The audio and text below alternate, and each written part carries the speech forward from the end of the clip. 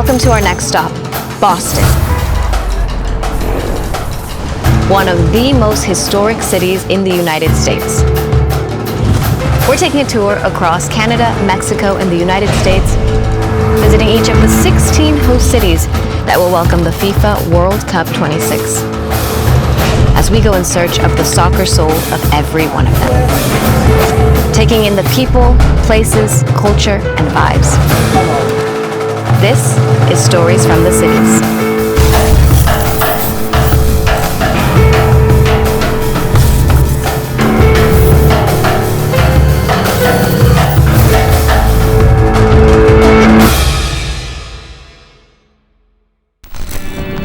This is Boston, a city with a legacy rooted in revolution, innovation, and excellence. Its historic streets and modern skyline live side by side, creating a city that blends culture and education and opens its doors to bold ideas. From Fenway to the Garden, Boston has a storied sporting culture. Loyalty runs deep, and winning is all part of the story. In 2026, Boston will once again take its place on the global stage as a FIFA World Cup 26 host city. It's an illustrious moment for a city built on passion and pride. Welcome to Boston.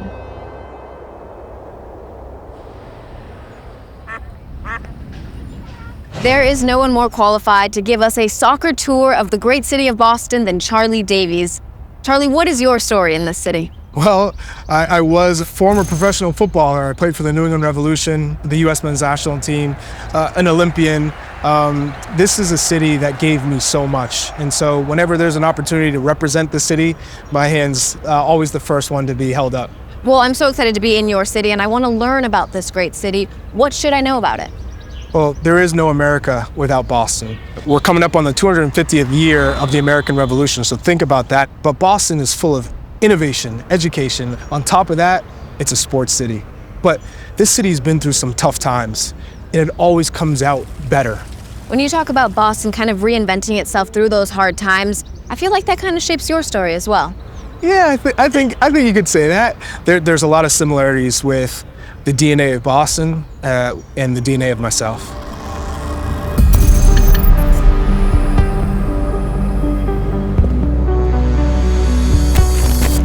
It was 1994, the World Cup. My father took me to Foxborough. In South Korea and Bolivia were playing a group stage match here. I'll never forget, I just saw a wave of people. You get to be a part of it as a child and to hear the crowd and be so vibrant and alive. It was 0-0, but I was hooked. I was addicted. I knew that this is what I want to do. I want to be one of those guys in the field. I went on to become a professional soccer player. I was also very fortunate to represent the U.S. men's national team and compete in some of the biggest tournaments that world football has to offer. It doesn't get better than that. We had just qualified for the World Cup. It's the moment you always dream of, to actually touch and reach the World Cup. A few days later, I was involved in a serious car accident. I woke up in the Washington Hospital Center. They didn't believe I'd be able to play soccer again. I had a broken femur, so my right leg was completely shattered. I had fractured ribs, ruptured bladder, a dislocated and fractured left elbow, and then countless facial fractures and a brain bleed.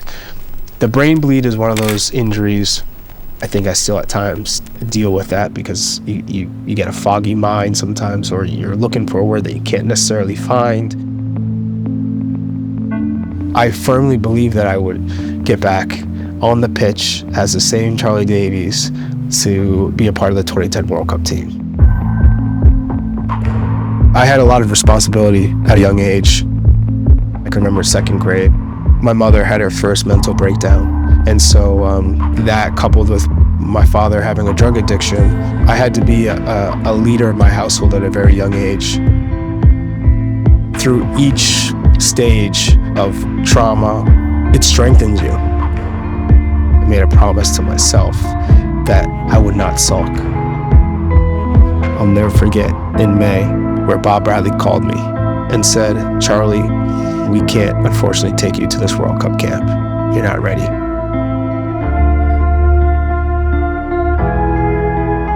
All along, you have the dream that you can still get there. I'm pushing. And then finally the moment hits you. You're not going. But after you escape death in that way, I realized, man, I'm so fortunate to be alive. I'm so grateful to be alive. I'm gonna make the most of life. It took me a year and a half to get back on the field, but it wasn't until I came back here to the New England Revolution home, Boston, where I felt the love and support from, my family, my friends, kids I grew up with. This place is central. It's at the core, the birthplace of all my dreams. I've watched my first ever professional soccer game here. I played for the U.S. men's national team here. This stadium's always been there, and it's always been a part of my life. When I was playing here, I went through arguably the toughest time of my life. Twin boys born at 26 weeks, so 3 months premature. At the same time, getting injured and being diagnosed with cancer. That's all happening, right? It's a whirlwind. My life's flipped upside down. I've realized that life is full of surprises and coincidences, and I have the pleasure and the honor of being the lead broadcast analyst for the New England Revolution.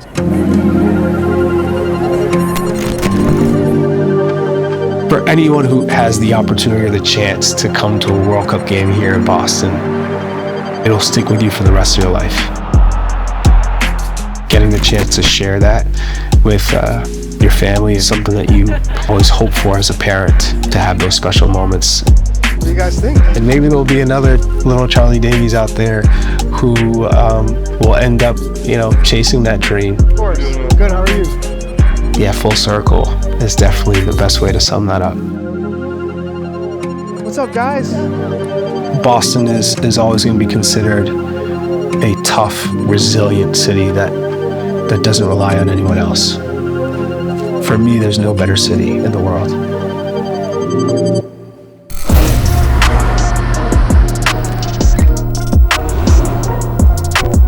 Charlie, we're here at Fenway Park, one of the most iconic sporting venues in the entire world. And when I think of Boston, I think of sports. So don't I. This is a sports-heavy city. You have the Boston Red Sox, the Bruins, the Celtics, the Patriots, the New England Revolution, the Boston Legacy coming, and I think we're in the proper spot.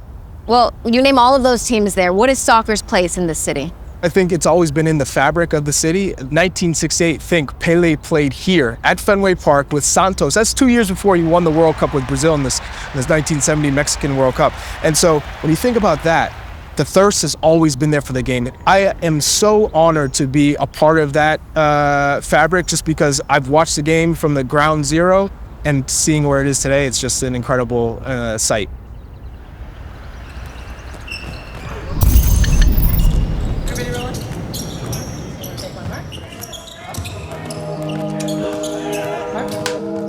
So I'm Joe Missoula, fortunate enough to be the head coach of the Boston Celtics. In my opinion, one of the best sports cities in the country and in the world. Growing up playing soccer, playing basketball, playing different sports, but taking on the identity of the sports teams that we've had. Being surrounded by a city, a tradition of winning, but also a city and a tradition of competing and having a certain mentality. Soccer is a passion of mine. I grew up playing as a kid. I was just as passionate about soccer as I was basketball. The way you kind of see the game, they're both similar. Obviously, there's different tactics to both sides, but there's some similarities there. When I was a head coach in Division II, I think obviously the Barcelona Way was a great book. book and you take a look at what Pep was able to do, and he is the best that there is. Very grateful for his wisdom, his mentorship, but now our friendship.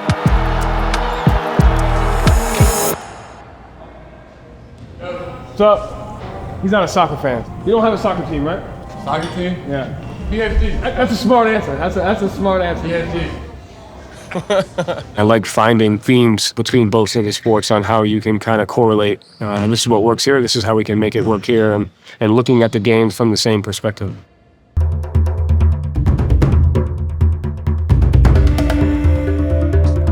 Biggest theme that's going on now is the high press rate, is how quickly you can press to force them into a different shape.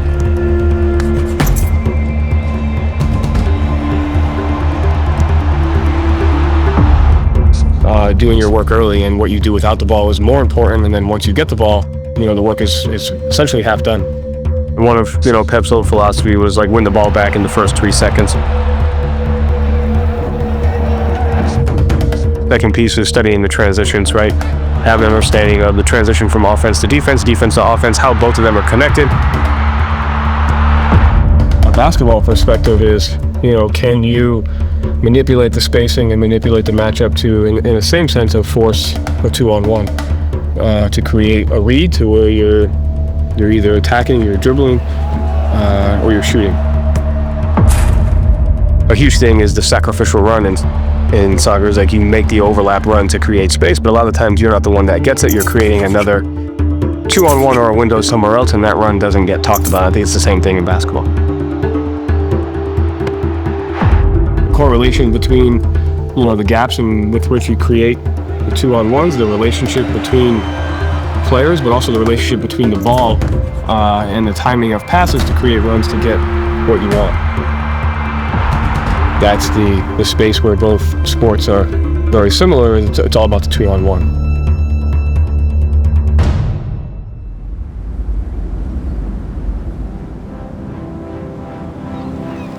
The World Cup is big as it gets, so is the passion for what Boston has, and so seeing those two kind of connect throughout the tournament is going to be fun to watch. And it goes beyond the sport of soccer. It goes beyond the sport itself. I think it goes into the passion of the people. It's an amazing energy. It's very diverse. So many different nationalities and types of people, but there's a clear kind of connected about what's most important, and it's great to be a part of that. Do you think the city is ready for the World Cup? Is the World Cup ready for the city of Boston? That's what they would ask.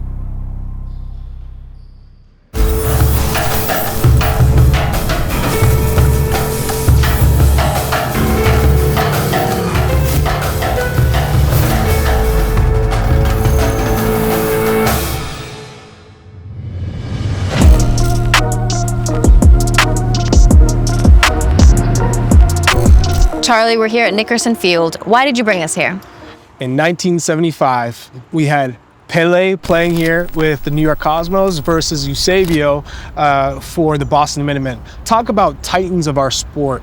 What a moment it is in the history of the sport here in Boston. Well, we're here at Boston University, but Boston itself is known for its academic pedigree. Why is that? What else is here? Well, think about all the colleges here. You have Harvard and MIT right across the river, right? Think about all the prime ministers and presidents that have come out of those two schools. Boston College, where I went, my alma mater, there are just so many colleges in a tiny amount of space, and I think that just provides a new energy for this city.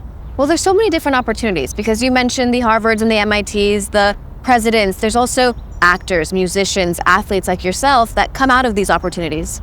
Well, we have incredible role models to follow after. I mean, when Martin Luther King has come through these halls at BU, but you have so many different avenues to have success in life, these incredible experiences, and they're all kind of root from University in Boston.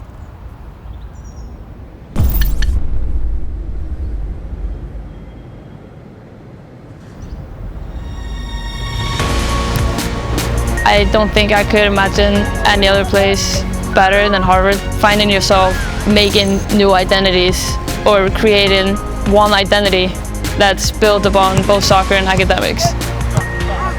This is a great place to try to achieve academically, and I think what's so fun for our kids as student athletes here is this is a place you can grow in every aspect of your life. Growing up, I was very fond of academics. Like, I always did well in school, and I think I knew, like, coming into college, the Ivy League is where I wanted to go to kind of get to explore the best of both worlds.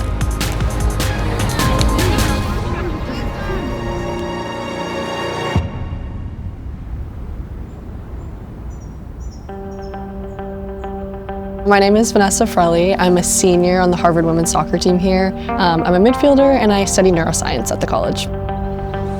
My name is Ólöf Sigríður Kristjánsdóttir, and I'm from Iceland. I am on the Harvard women's soccer team and I am studying psychology. As soon as I stepped on campus, I just knew this is like where I wanted to spend the next 4 years of my life. We have Olympians who are here, right? We've got professional athletes coming out of here. People come out of this place like empowered and with the confidence to try and push the envelope to do great things. Being here now, like the ability to work alongside some of the most prestigious professors and just students in the world, alongside some of the best athletes in the world, is just something I could never ask for a better balance of. Hey, how we doing? And you guys just grab one of these as you walk in. Hey, what's up, what's up? A lot of you know us, but for first years and others who don't, we make up the Crimson Mind and Body team. I never, coming into college, ever would have thought like I'd be doing a thesis and really wanting to explore this side of academia. It's like creating a mental blueprint, basically, for executing what you want to do. When you see that done well in your mind, it grooves that neural pattern better, especially when your physical reps are kind of... Coming here has really opened my eyes to academia and how interesting and mind-blowing it can be. Over the years, it's really like sat with me, like, wow, like I am really playing for Harvard. When I step on the pitch in a Harvard jersey, I not only am proud of myself, but I'm also proud of the girls on the team. Harvard definitely has forced me to kind of more holistically look at who I am. I do want to play professional soccer 100%, but looking beyond that, I do think I want to return to academia at some point. Harvard has shaped me as a person, probably more than a player, and I'm so grateful to get that opportunity. With the World Cup, everyone's more focused on soccer than ever before, especially women's soccer as well. I think it would be a perfect addition to what Boston has to offer in terms of sports. I feel like with the growth that Boston has had in recent years, it's starting to set them up for the culture around the World Cup. I'm so excited to see like the groups of people that it brings into the city and kind of how it changes the culture around soccer for the better in the future years afterwards as well. Young Fail on 3, 1, 2, 3. Young Fail! Woo! Yeah!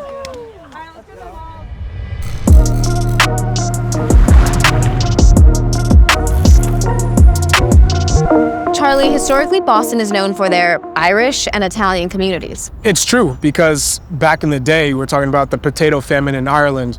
There was a whole horde of Irish people that came to Boston. And then I think around the 1920s, an Italian influx of immigrants came, but it's so much more than that. Over 100 languages are spoken in and around Boston today, which makes it that much more of an amazing place. That diversity makes the city feel vibrant and alive. It is. You walk the streets, it feels international. For me, it's just such a culturally diverse city that is so inviting of everyone else, because that's where the city has grown to. And how does all of this kind of play into the soccer scene of the city itself? Well, among those communities and among the diversity is the Brazilian communities. So they play a massive role in youth soccer and soccer in general. And it just adds this passion factor. In the end, there's more samba involved in the game. So who doesn't love more samba? All in all, more Brazilians in the community means more quality soccer, as they are the best World Cup nation in world football.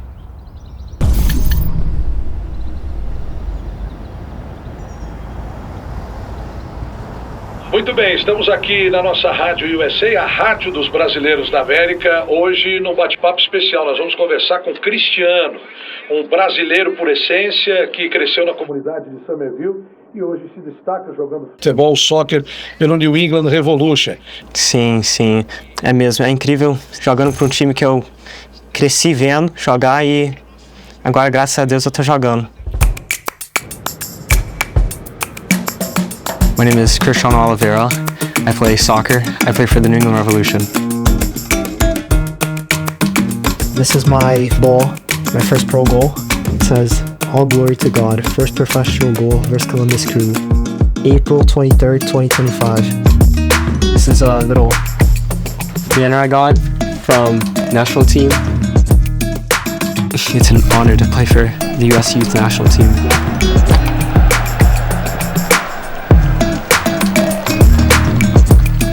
Who knows, one day I can contribute to the men's. Well, both my parents are Brazilian. I think it's special to be both Brazilian and American. Agora, quando você entrou em campo por uma competição tradicional, que é a US Open Cup, acho que deve ter sido uma sensação incrível, não é? Eu sou muito grato ao pessoal do Revolution, porque para eles ter confiança, tipo, um menino, 17 anos, num torneio grande This is the street that I take to go to the field. I think I'm gonna walk this maybe like over 1,000 times. Here in Somerville, we have a lot of like Hispanic kids, Brazilian kids, all united together through soccer. E onde é que você começou a jogar bola aqui em Somerville? I go to that field and there's no pressure. It's just me. It's me as a kid. I grew up training there my whole life. We would come here 3 times a day and just train. This is like my second home. Now I'm 17, breaking into the first team. Yeah, just crazy. Cristiano, você nasceu aqui nos Estados Unidos. Sim. Mas de uma família genuinamente brasileira. My parents is someone that inspired me a lot, seeing how much they work. That just keeps me motivated, knowing that I'm doing it for me, but also for them. My dad is the one who kept telling me, you can do it, believe in yourself, and he didn't let me quit. Eu comecei jogando futsal e eu acho que isso me ajudou muito no meu controle, na minha velocidade. People tell me that I'm a role model. It's amazing that I can be a role model, and I think it's a privilege, and it comes with great responsibility, but I hope to continue doing that and continue inspiring the next generation behind me.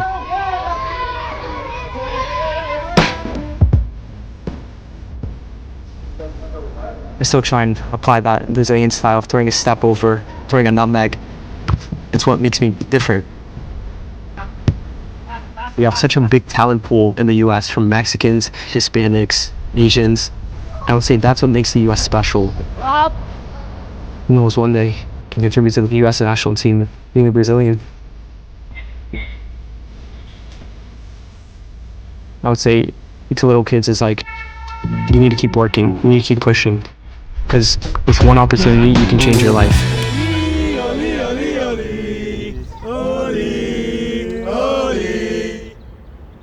Cristiano, obrigado. Sucesso para você nessa trajetória de Somerville pro mundo. Obrigado.